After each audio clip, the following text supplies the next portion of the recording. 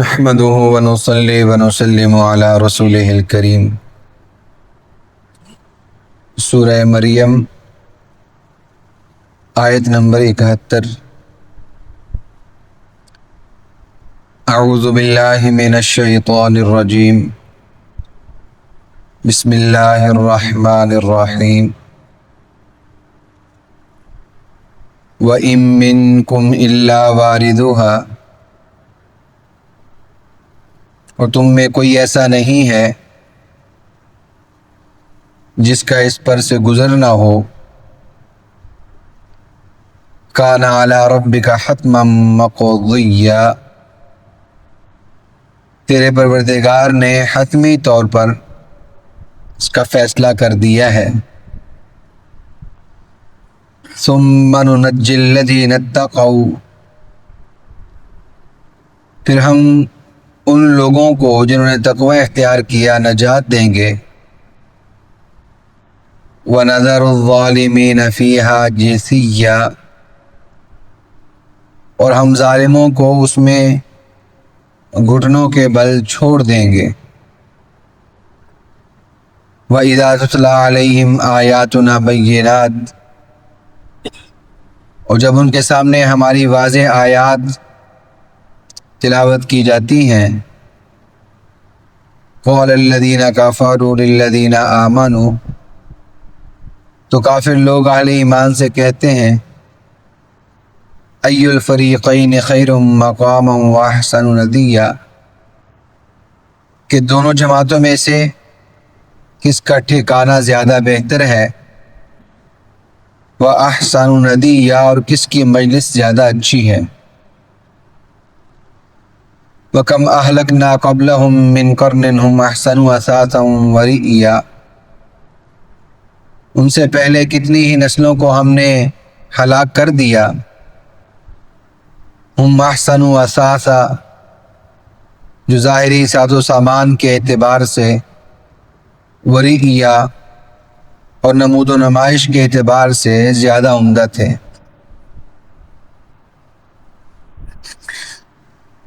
گزشتہ آیات میں اللہ رب العالمین نے بد عمل جو لوگ تھے، خاص طور پر کفر میں پڑے ہوئے لوگ، شیاطین، ان کے بارے میں فرمایا کہ ہم ان کو جہنم میں لے آئیں گے اور انہیں گھٹنوں کے بل جہنم میں ڈال دیں گے۔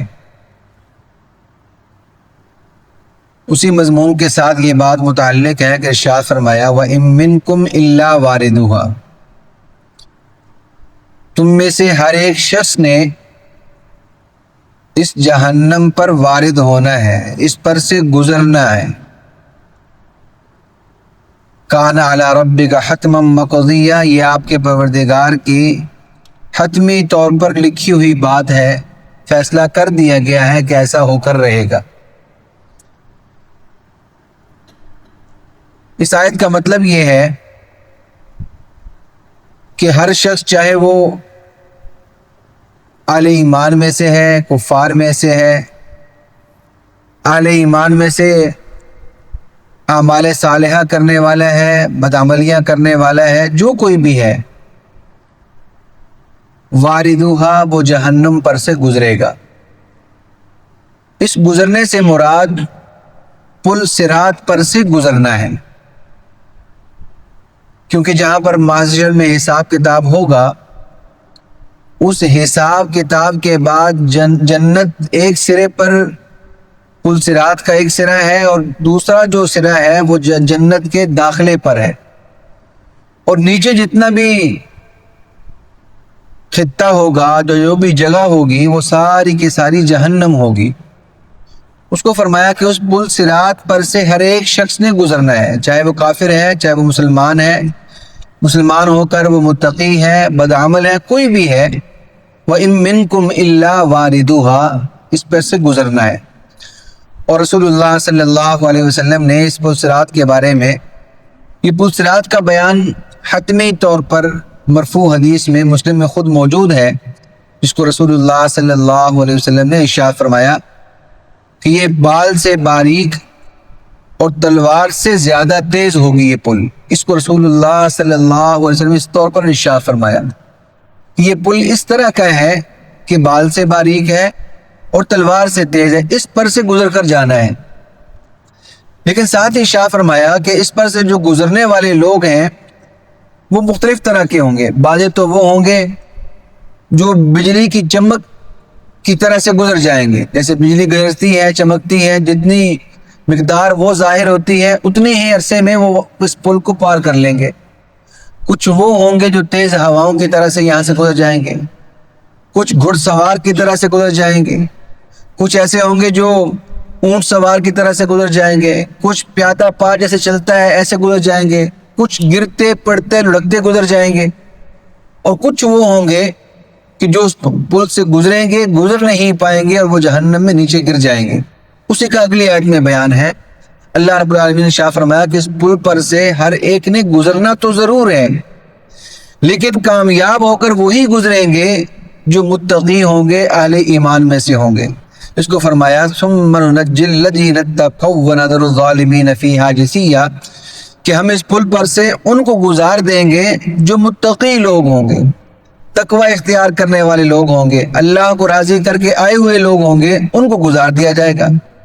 وَنَذَرُ الظَّالِمِينَ فِيهَا جِثِيًّا، اور جو ظالم لوگ ہوں گے، کفر کر کے ظلم کیا ہوگا، شرک کر کے ظلم کیا ہوگا، اور میں ان لوگوں کو، یا اسی طریقے سے وہ نیک لوگ، وہ مسلمان لوگ کہ جنہوں نے بدعمالیاں کر رکھی ہوں گی، وہ جب اس پر سے گزریں گے تو وہ گزر نہیں پائیں گے، وہ جہنم میں گر جائیں گے۔ اس کو فرمایا وَنَذَرُ الظَّالِمِينَ فِيهَا جِثِيًّا۔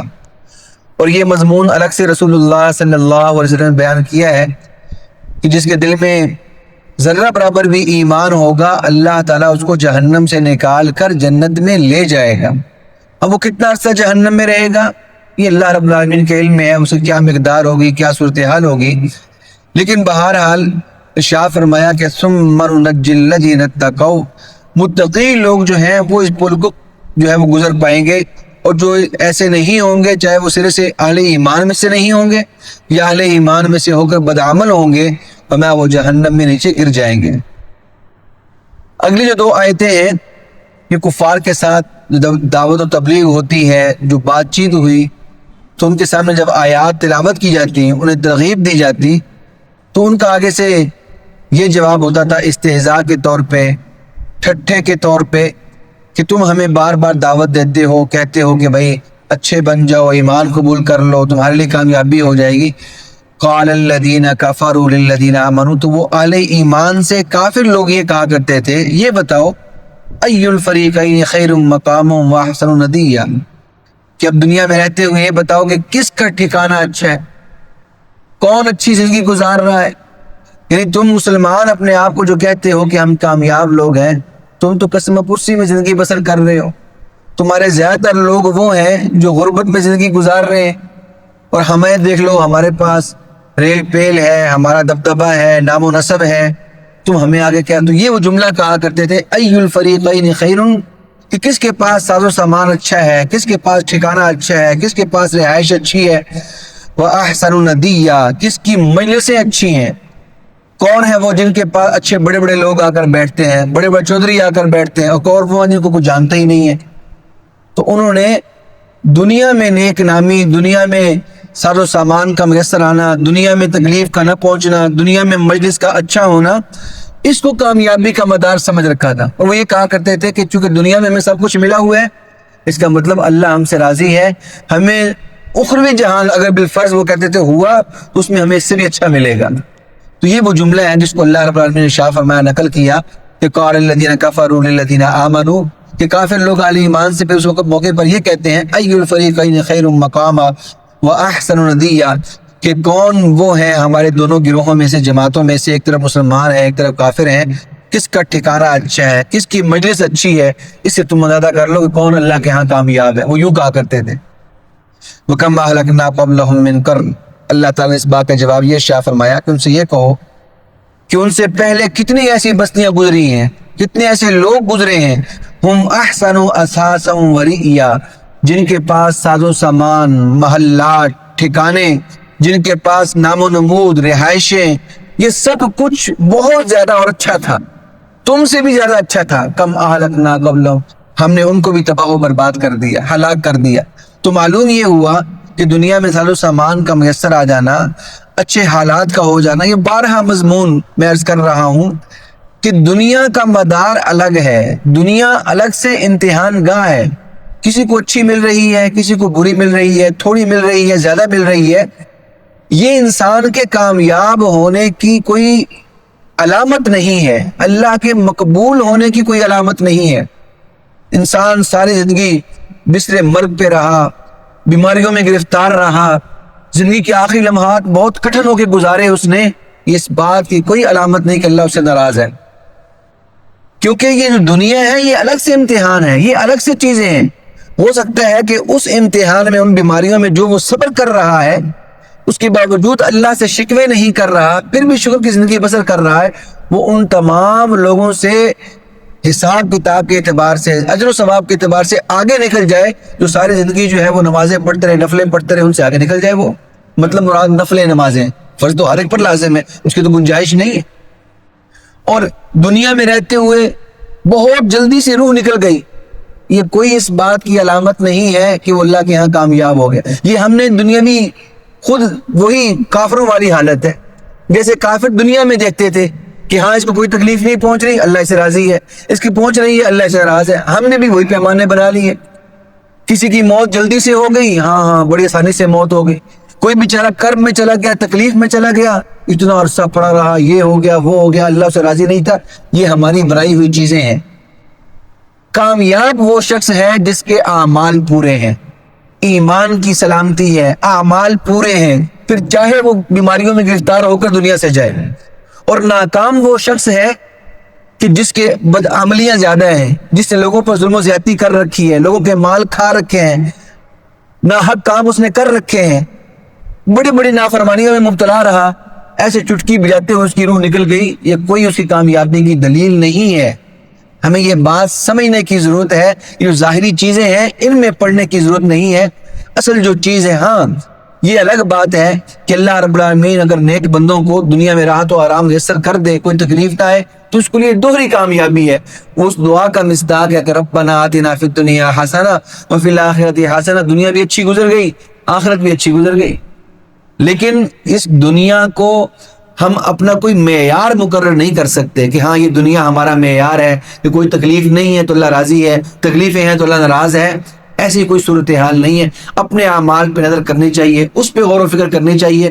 اعمال پورے ہیں، اللہ کو راضی کرنے کی فکر کر رہا ہے، حرام کاریوں سے بچ رہا ہے، نیک اعمال کر رہا ہے، پھر بھلے تکلیفیں آ رہی ہیں، بھلے پریشانیاں آ رہی ہیں، پھر بھلے وہ مصیبتوں میں گرفتار ہے، چاہے اس کو صحت نہیں مل رہی، وہ اللہ کے ہاں کامیاب ہے. اور اگر یہ سب کچھ نہیں ہے لیکن بدعمالیوں میں گرفتار ہے، پڑا ہوا ہے، وہ اللہ کی طرف سے ڈھیل ہے، وہ اللہ کی طرف سے اس کو مہلت دی جا رہی ہے. اور جب اللہ تعالیٰ پکڑے گا، اور وہ پکڑ آخرت کی پکڑ ہے، اور وہ حساب کتاب کی پکڑ ہے، وہاں پہ جو پکڑا جائے گا اس کے لیے پھر ٹھکانہ بہت برا ہے. اللہ رب العالمین مجھے آپ کو تعلیمات سامنے پہ عمل کی توفیق عطا فرمائے.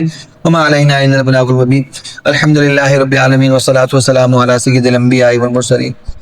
رب ارحمهما كما ربياني صغيرا. ربنا هب لنا من ازواجنا وذرياتنا قرة اعين واجعلنا للمتقين اماما. اللهم انا نسألك الصحة والعفة والامانة وحسن الخلق. اللهم ارنا الحق حقا وارزقنا اتباعه وارنا الباطل باطلا وارزقنا اجتنابه.